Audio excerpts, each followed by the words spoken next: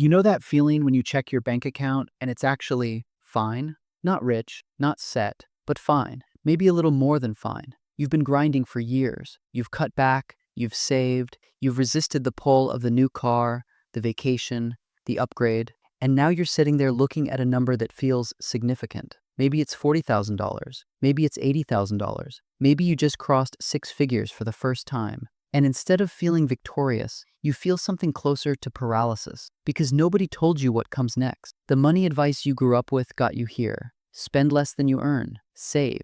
Don't be stupid. Fine. Good. That worked. But there's a second chapter to this story that most people never get access to.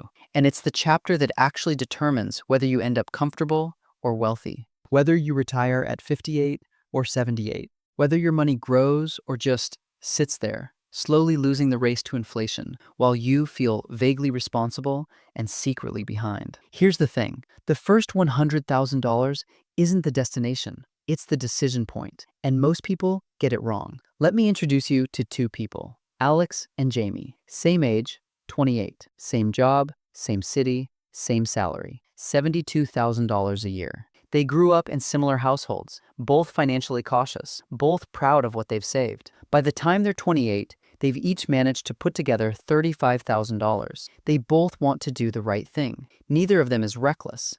Neither of them is lazy. The only difference is what they do next. We'll come back to them. But first, let's talk about why the gap between Alex and Jamie grows into something genuinely uncomfortable over the next 5 years. Not because one of them got lucky, but because of a specific order of operations that most people skip wrong, or skip entirely by accident. Step 1. Kill the high-interest debt first, but not all debt. This sounds obvious until you actually sit down with someone who has $40,000 in savings and $18,000 in credit card debt at 22% APR and truly believes that keeping the savings just in case is the prudent move. It's not. Paying off a 22% debt is a guaranteed 22% return. No index fund, no stock pick, no crypto play gives you that with certainty. So when people ask me whether they should invest or pay off debt, I ask them one question. What interest rate are we talking about? Because if it's above 7 or 8%, paying it down is your best investment. Full stop. Here's what it costs in real money. Say you carry $15,000 on a credit card at 20% APR, while putting $500 a month into a brokerage account, earning an average of 8% annually. After 5 years, your brokerage has grown to roughly $36,000. Sounds good, but that credit card? If you've been making minimum payments, you've paid somewhere around $19,000 in interest alone. You didn't gain $36,000. You netted closer to $17,000, and you felt productive the whole time. The market doesn't care about your feelings of productivity. Now, the nuance. Not all debt is equal. A 3.5% mortgage you locked in 3 years ago? Don't sprint to pay that off. A student loan at 5%? That one's debatable and depends on your tax situation. But high-interest consumer debt, above 7 or 8%, should be gone before you invest a single dollar beyond your employer match. The one-liner you'll resent not knowing sooner? Carrying high-interest debt while investing is the financial equivalent of filling a bathtub with the drain open and calling yourself a saver. Step 2. Get the free money first. This one actually hurts to explain because the data on how many people leave it on the table is absurd. According to Vanguard's 2023 How America Saves report, roughly 25% of employees who have access to a 401k with an employer match don't contribute enough to capture the full match. 25%. 1 in 4 people is leaving free money, their own compensation, uncollected because they're either not enrolled, not contributing enough, or haven't thought about it since the HR orientation 2 years ago. Here's what that costs. The average employer match is about 4.4% of salary, according to the same report. On a $72,000 salary, that's $3,168 per year in free money. Over 10 years, invested at average market returns, that's roughly $49,000 in additional wealth from money that was already yours. You just had to claim it. Alex does this. Alex goes into HR within the first week of the new year, bumps their contribution to at least capture the full match, and doesn't think about it again. Jamie means to do it. Jamie has thought about doing it. Jamie is going to get around to it. One-liner. Not contributing enough to get your full employer match is the only situation in personal finance where you are actively choosing to take a pay cut. Step 3. The account. Order of operations. Nobody explains clearly. Here's where most personal finance advice breaks down, because it gives you the components without the sequence. It's like handing someone all the ingredients for a meal and skipping the recipe. The correct order, and this is simplified but directionally accurate for most people, is this. First, contribute to your 401k up to the employer match. Second, max out your HSA if you have a high deductible health plan. Third, max out your Roth IRA if you're eligible. Fourth, go back and max out your 401k. Fifth, anything left goes into a taxable brokerage account. Let's talk about the HSA for a second, because this one genuinely irritates people when they realize they've been using it wrong. A health savings account is the only triple tax advantaged account that exists in the American tax code. Your contributions go in pre-tax, they grow tax-free, and if you use them for qualified medical expenses, you never pay tax on the withdrawals, ever. And here's the part most people miss. After 65, you can withdraw for any reason and just pay ordinary income tax, making it functionally identical to a traditional IRA. Plus, you can invest the balance. So why do most people treat their HSA like a debit card for copays? Because nobody told them not to. Using your HSA as a pass-through for every doctor's visit, instead of investing it for decades, is the financial equivalent of using a Ferrari to run to the grocery store. You have a powerful, rare tool, and you're using it for the most basic possible task. The strategy, if you can manage it, is to pay medical expenses out of pocket, save your receipts. There's no time limit on reimbursement, and let the HSA compound for decades. Then, reimburse yourself tax-free years later. One-liner. The HSA might be the most underused wealth-building tool available to middle-class Americans, and almost nobody talks about it. Step 4. The index fund question. Let me tell you something that the financial industry has spent a lot of money trying to obscure. The SPIVA scorecard, S&P Dow Jones Indices versus Active, has been tracking this for over 20 years. Their 2023 year-end report found that over a 20-year period, roughly 93% of large-cap active fund managers underperformed the S&P 500.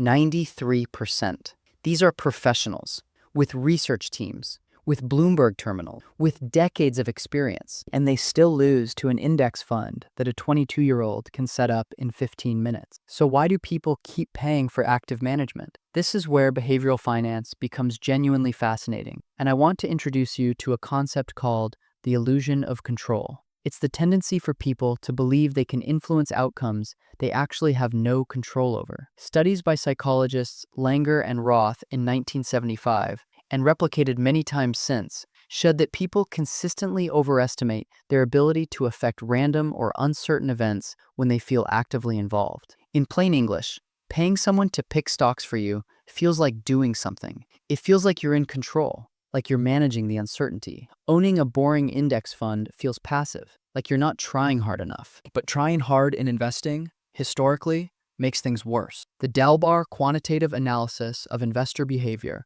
consistently shows that the average investor significantly underperforms the very funds they invest in because they buy high, sell low, and react emotionally to volatility. In 2022, the average equity fund investor underperformed the S&P 500 by more than 2 percentage points. That gap is not because the funds are bad, it's because of human behavior. The fix is almost aggressively simple. Buy a total market index fund or an S&P 500 index fund, automate the contribution, and stop checking it every week. That's it. That's most of the game. On a $50,000 investment over 30 years, the difference between an average actively managed fund charging 1% and an index fund charging 0.03% in fees alone is roughly $120,000. Not in returns, just in fees. One-liner. The investing industry has successfully convinced millions of people that complexity equals competence, and it is costing them 6 figures. Step 5. The emergency fund is not optional, but it is solvable. Here's the emotional truth about emergency funds that nobody says out loud. For a lot of people, not having one isn't laziness, it's fear. Fear that if they move $10,000 into a savings account they can't touch, they'll lose some imagined optionality. Fear that the number in their checking account will go down and they'll feel poor again. Fear dressed up as strategy. The standard advice is 3 to 6 months of expenses.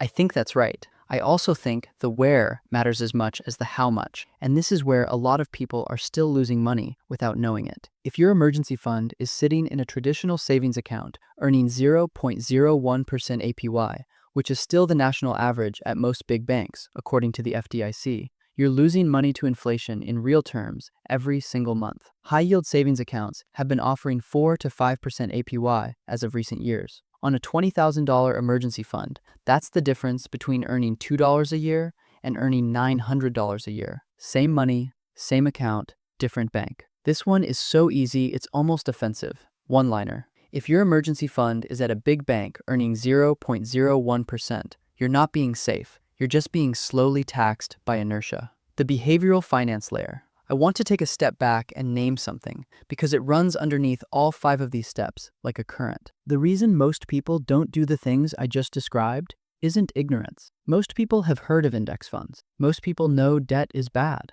Most people know they should save more. The reason is present bias, the tendency to overvalue what's happening right now versus what's happening in the future. It's been studied extensively, including in foundational work by economist Richard Thaler, who won the Nobel Prize in Economics in 2017, partly for documenting exactly this. Present bias is why a 28-year-old knows intellectually that investing $500 a month now will matter enormously at 55, but still feels it's more urgent to deal with the problems of today. The future version of you is, psychologically, almost a stranger. And we're not that good at making sacrifices for strangers, even ones who share our name and our face. The workaround is to make the future default, not the exception. Automate your 401k.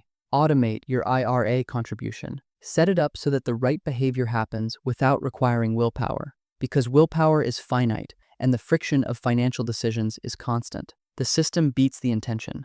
Every time. 5 years later, Alex and Jamie. They're both 33 now. Alex spent the first year eliminating $12,000 in high-interest credit card debt, set their 401k contribution to capture the full employer match, opened an HSA, and started investing the balance instead of spending it, automated a monthly Roth IRA contribution of $500, put $2,000 into a high-yield savings account for emergencies, then forgot about it. Jamie refinanced their student loans, good move, and kept meaning to sort out the rest. Took a nice vacation that year. Kept the $35,000 in savings because it felt safe there. Still hasn't looked at the 401k match situation. Alex's net investable wealth at 33, approximately $87,000, growing. Jamie's, approximately $41,000, growing more slowly. Same income, same starting point, 5 years. The gap isn't dramatic. It's not a sports car versus a bus. It's 2 people who look roughly similar from the outside,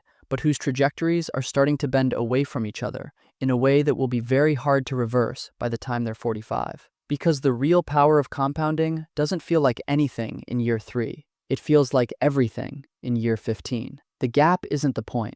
The direction is the point. The close. Charlie Munger said something that I think about a lot when I'm talking about this stuff. He said, the best thing a human being can do is to help another human being know more. Not impress them, not perform expertise, just help them know more. So here's what I want you to do in the next 20 minutes. Not tomorrow, not when things calm down, right now. Log into your 401k and check 2 things. Are you enrolled? And are you capturing the full employer match? That's it. If you're not, fix it today. If your emergency fund is at a big bank, open a high-yield savings account. It takes 10 minutes, and move it. If you have credit card debt above 8%, pull up your balances right now and write down the interest rates. Just write them down. The act of looking is the beginning. You don't have to do everything at once, but you do have to start somewhere specific, not somewhere vague. Alex didn't do anything magical. Alex just did the unglamorous, unsexy, correct thing, in the right order, and kept going. You already know how to save. Now it's time to learn how to deploy. The first $100,000 is proof that you can do the hard part. Everything after that is just systems.